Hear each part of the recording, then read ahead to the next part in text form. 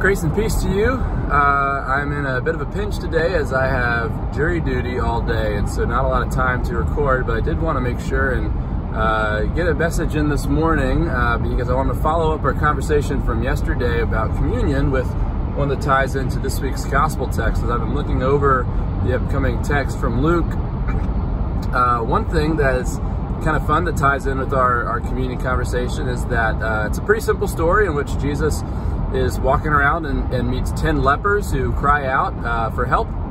Jesus tells them to go and present themselves to the priest, and on their way they realize they've been made clean. And then one decides to go back and give thanks to Jesus for what has happened. And we'll lean in on Sunday to what it means to give thanks and have a posture of thankfulness, and the ways that shapes us, and the difference between being healed and being made full or made well or made whole.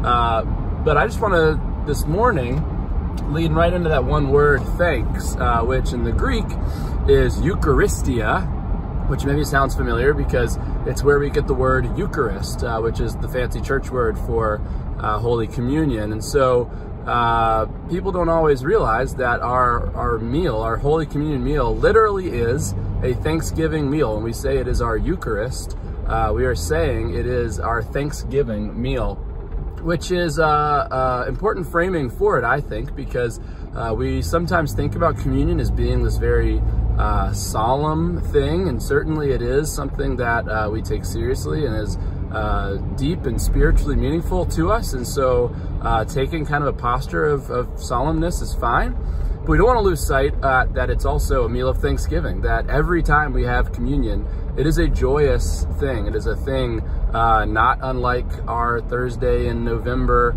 meal, where family and friends gather and have a joyous occasion of celebration and thankfulness and a posture of gratitude. And so every time we have our communion meal, that's what we're doing. We're having thanksgiving to God, and it's a feast, it's a celebration. It's why anytime we gather on Sunday and have communion, it's always a feast day. Even when it's in Lent, we are always mindful that moment is a joyous moment. It's a moment where we are encountering God. We are giving thanks for what God has done in our life and is doing in our world and doing in our church and our congregation and our neighbors and all around in and through us. And so a little more about communion that might not make it into the sermon on Sunday, and so I thought I'd share it here.